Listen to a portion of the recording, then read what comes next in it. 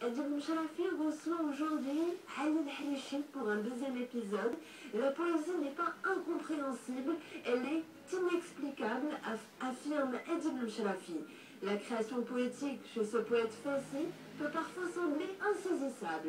Elle revêt, à travers l'histoire de la ville de Fès et à travers le Maroc, des formes très diverses et même inattendues. La poésie d'Halil Harishi est une réalité aux multiples facettes qui mérite d'être abordée sous plusieurs angles de vue. C'est ce que nous propose de faire ici Adil Msharafi. Bonjour Adil.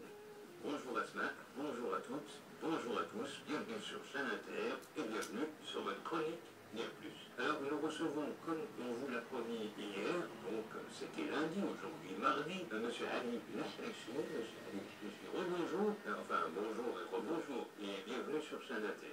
Merci beaucoup, merci beaucoup. Je suis très content d'être encore là, une autre fois. Voilà. Alors, un deuxième recueil de poèmes. Je rappelle que vous êtes né le 5 octobre 1971 à Fès, à Halil.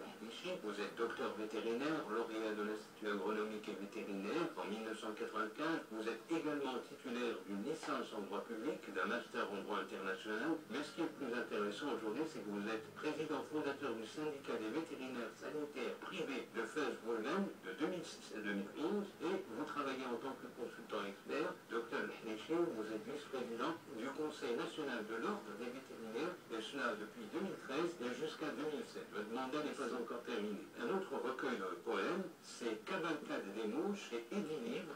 Alors vous pouvez l'acheter sur internet et bientôt il sera donc en librairie selon les dires de M. Harishi. Alors c'est une invitation donc de voyage en lettres sur les traces de tous ces sentiments qui traversent l'esprit de l'auteur, telle une brise qui flirte avec les pétales dans un jardin fleuri. Je pense qu'on vous parlez des jardins fleuris, je pense au jardin Bdha, des sentiments qui le mettent en transe et dévoilent un homme à la fois fort et sensible, au verbe à la fois fin et creux, qui se livre sans peur et sans tabou, avec son amante et de toujours. La vie, le poète mène une relation fusionnelle, tumultueuse. Alors, vous parlez de tout, vous parlez de la dépouille, de la mort, toi et la vie. Parlez-nous de ce recueil de poèmes. Cavalcade des mots, et je pourrais peut-être le nommer la délivrance. En fait, c'est ma délivrance. Oui. Même en sciences vétérinaires, en médecine vétérinaire, on a la délivrance, et en médecine humaine peut-être, c'est la délivrance d'un être humain ou d'une femme qui vient d'accoucher ou d'une bête qui vient d'accoucher. Il y a une délivrance qui vient après. Cavalcade des mots est ma délivrance. C'est un recueil où j'ai voyagé à travers la vie, ma vie, puis je suis toujours en quête d'un monde pluriel. Je délire avec mes mots. Après, je suis toujours devant ce monde. Je dis qu'il est schizophrène. Pour moi, le monde où nous vivons est un monde schizophrène. Et à un certain moment, il y a la rupture. Il y a la rupture et c'est avec le soi, c'est pas avec l'autre. La rupture, vraiment c'est avec le soi. Peut-être porter sur les autres, peut-être, mais c'est surtout avec le soi. Je chante aussi la Palestine. Je me rappelle un soir, j'étais en train de dîner ici à Rabat, il pleuvait, et puis il y avait des obus qui pleuvaient sur la terre de la Palestine. Et alors que chez nous, il pleuvait de l'eau. De l'eau qu'on aimait, alors après ailleurs, ça peut être autre chose. Je chante l'amitié. Et puis à un certain moment, je termine avec la purification. La purification, je rends beaucoup d'éloges à ma mère. C'est une personne à qui je adresse toutes mes éloges. Et je la remercie d'être là encore pour moi. Et toutes les mères du monde, parce que je rends hommage à la femme le mois de décembre, le 8 décembre. Donc merci à toutes les dames d'exister dans notre vie. Vous êtes nos mères, vos épouses, nos amis, nos filles, nos sœurs et tout. Et puis je termine avec le hammam. J'appelle le hammam monde. Là, c'était un travail avec une amie artiste que je cite, Sonia Wajou, qui avait fait une belle exposition sur le hammam et il y avait un certain tableau. Donc, c'était plus l'écriture de la toile et puis finalement, c'est le hammam, c'est la purification de l'être. Oui, la purification avec l'eau, en fait, c'est une espèce de... Chez nous, plus... C'est les ablutions. Exactement. C'est une ablution, en fait, en soi aussi. Oui. Je veux bien faire l'ablution du monde. Alors, vous parliez tout à l'heure de cavalcade des mots et vous dites que le monde est devenu schizophrène. Je ne vais pas vous contredire là-dessus, effectivement, vous avez raison. Quand on dit schizophrène, il vaut mieux ne pas parler du mot scientifique, c'est-à-dire psychanalytique ou psychologique, qui est le dédoublement de la personnalité. Non, c'est une espèce de folie qui s'est emparée du monde. Exactement, il y a une folie qui s'apparaît du monde. Nous sommes en train de la reproduire d'une manière ou d'une autre. C'est pour cela que c'est de décrire avec des mots. J'ai dit simplement des mots, peut-être d'autres le pensent aussi. Moi, j'ai beaucoup aimé la façon de dire, vous avez dit tout à l'heure, j'ai un respect. En fait, quand vous avez parlé de votre mère, vous avez parlé de la femme en général, vous avez dit, je l'ai senti chez vous, vous devez avoir un respect extraordinaire pour les femmes. La femme, c'est pas seulement l'égal de l'homme, c'est l'homme. Aujourd'hui, bon, il y a peut-être des sociétés où la femme est placée à côté ou bien en mettant en dessous un sous-homme. Oui. C'est incroyable. Mais aujourd'hui aussi dans ce monde où nous vivons, la femme elle n'a pas encore acquis tous ses droits et je trouve que c'est horrible finalement parce que la femme est en nous. Elle est en nous. Et nous ne savons pas la préserver. Alors on a l'impression quand on lit entre les lignes, par exemple dans Pensée vagabonde, où vous êtes en train en fait, d'errer, et c'est là la cavalcade des mots qui interviennent, c'est qu'un mot vient s'enchevêtrer avec un autre mot, vient brusquer un autre mot et donne naissance à une phrase. Est-ce comme ça? C'est une pensée, c'est des mots qui traversent nos corps, dans le sens aussi, et les passages narcissique, il a je pense que les mots, ils ont une force.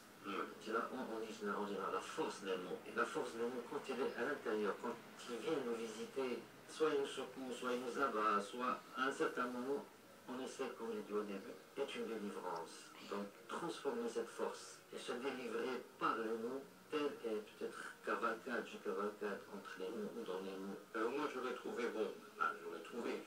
j'aurais donné un autre titre. La cavalcade des bruits, par exemple, et comme vous êtes natif de la ville de Fès, et je suppose que la médina de Fès est une des plus belles médinas du monde, si j'ose dire, lorsqu'on passe à côté des dinandiers, par exemple, on entend les bruits, et c'est pas des bruits, parce que des fois ils disent, oh là là, qu'est-ce qu'ils font comme bruit, alors que c'est pas des bruits puisqu'ils font de belles choses, donc c'est des mots, ils sont en train de créer des sonorités, et puis vous passez à côté, par exemple, de Moussari, vous entendez le bruit du bois, et vous sentez l'odeur du bois, et vous passez à côté, par exemple, du pharmacie, vous sentez encore, sur les murs de la médina, vous sentez encore l'odeur du pain, et dès que le pharmacie sort le pain du fournil, et bien il dit, moi j'ai comme l'impression qu'on entend que le pain chante. C'est un chant.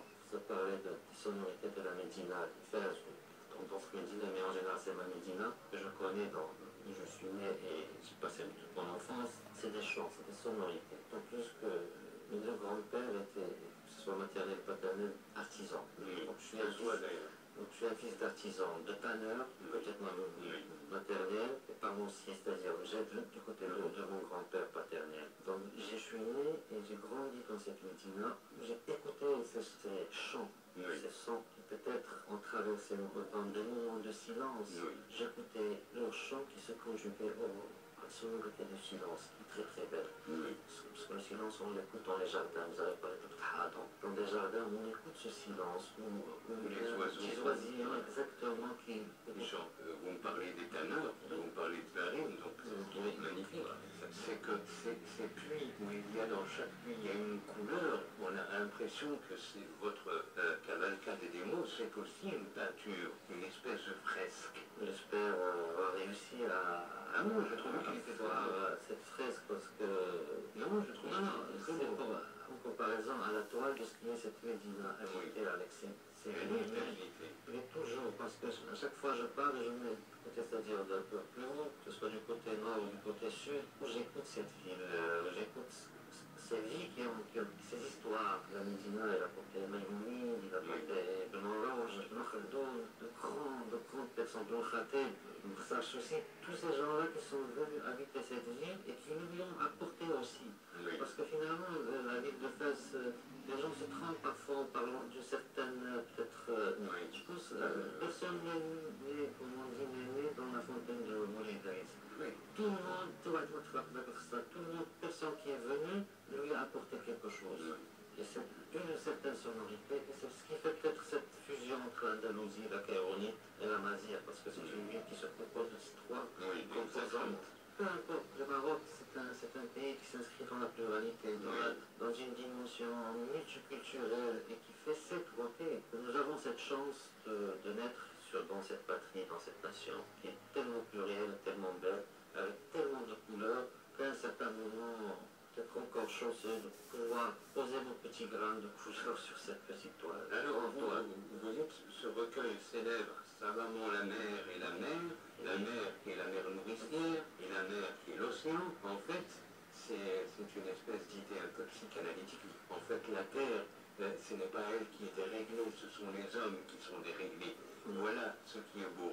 Exactement, c'est pour cela que je parlais de ce monde schizophrène devant cette terre si belle, bien qu'il peut changer de couleur, changer de saison, changer de temps, peut être sévère aussi des fois avec nous, et nous punit la terre, et la sécheresse, il y a des orages, mais après elle est toujours douce, elle est printanière, et bien c'est le printemps qui court. D'ailleurs les êtres humains n'ont pas fêté le printemps, elle n'est pas comme ça, c'est-à-dire c'était même avant toutes les religions, c'est-à-dire les êtres qui vivaient dans d'autres mondes, avant les religions, les Pâques, on ne parle pas des Pâques chrétiennes, ils fêtaient toujours le printemps, l'arrivée du printemps.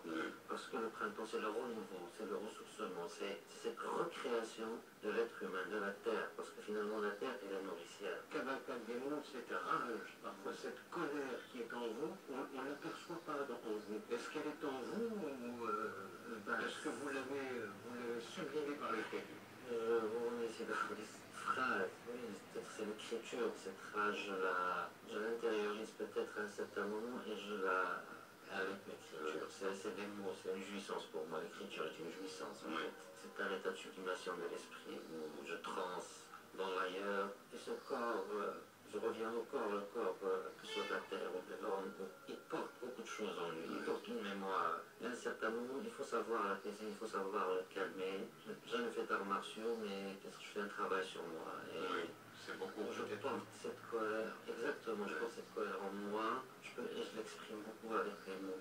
Mais dans un de vos poèmes, vous vous rafraîchissez parce que vous vous calmez. C'est au bonheur de marcher sous la pluie. Je trouvais ça extraordinaire parce que quand on voit chez le Qadiriyyin et le Bouchichine par exemple, et aussi surtout à Fès, quand les gens attendent la pluie, ils sortent pieds nus, ils chantent et ils dansent la pluie. Et là, vous la chantez, vous la dansez. La solitude de ma cité, je respire ces odeurs sincères. C'est-à-dire que la pluie est tombée et que le mal s'est échappé et que là, vous avez envie de respirer cette sincérité de la cité de Fès. Effectivement, ça, c'était un dimanche matin, il pleuvait et les gens se cachaient et moi je voulais retrouver cette enfance où je sortais sous la pluie, et tout ça. Et j'ai marché et puis j'ai vu ma vie qui était en train d'être la voie de tout ce qu'on lui porte de mal, ou de tout ce qu'on lui fait de mal. Donc, je crois qu'on lui a fait du mal à Fès, parce qu'on a sacrifié un peu la ville de Fès. Parce que vous le dites, à certains moments, on sent que derrière, je danse au souvenir de ces jardins sacrifiés. On a tellement sacrifié Chenanette à Fès. Exactement. Et à Chefrou, par exemple, c'est incroyable parce que quand on était plus jeune, on partait avec nos parents, c'était soit Sidi Hazem ou la soit Chenanette. Donc c'était le lieu de distraction de toute la jeunesse, donc on respirait de l'air. Après une semaine, tu vis dans une médina, après tu sors pour pas dire t'expatrier, mais pour se nourrir de la terre et de tout ce qui était. Parce qu'on la sentait à l'époque, la terre, on la sent plus. Maintenant, on a beaucoup plus de béton malheureusement qui entoure la ville, mais il reste toujours une très belle médina et qu'il faut faire beaucoup de choses pour sauvegarder. C'est un patrimoine universel mais aussi marocain, c'est un patrimoine qui s'inscrit en tout marocain parce que tout le monde est là, tout le monde est là, tout le monde est passé, comme toutes les villes anciennes du Maroc. Il faut sauvegarder notre patrimoine. Voilà, je réfléchis donc rappelons que, si vous voulez bien, Cavalcade des mots se trouve chez Livre. C'est un recueil de poèmes magnifiques qui célèbre savamment la mer qui est votre mère, et la mer qui est l'océan, la vie et la mort, l'amitié, l'hypocrisie, la pluie et le printemps. C'est un appel à un renouveau perpétuel. Vous aurez à la fois Terre d'Erotica et Cavalcade des mots. On ne peut pas lire la poésie comme ça. La poésie, il faut un contexte. Il faut la vivre, la chanter parfois. Voilà, alors tout à l'heure vous disiez à votre mère merci d'exister. Moi je vais vous dire Ali Harichi, merci à vous d'exister. Je suis très honoré de vous avoir rencontré, d'avoir fait ces deux émissions avec vous. Et je trouve que la naissance des mots est la naissance aussi d'une amitié. Merci beaucoup et merci Ali Harichi et à bientôt. À très bientôt. Plutôt que de chercher à définir la poésie du poète Ali El-Harichi, nous avons choisi de croiser nos regards sur l'un des principaux aspects de sa création, la cavalcade des mots. La poésie est faite de mots, voilà une évidence. Mais comment ce poète choisit-il ses mots? Pour notre confrère, tout simplement d'une inspiration proche de l'ivresse. Cavalcade des mots sont le fait de femmes et d'hommes qui suivent, détournent ou contestent des normes littéraires, esthétiques ou culturelles. Ce sont des paroles vivantes qui répondent à des idéaux et des réalités vécues, à moins qu'elles émanent de la nature même du cœur du poète Ali El-Harichi.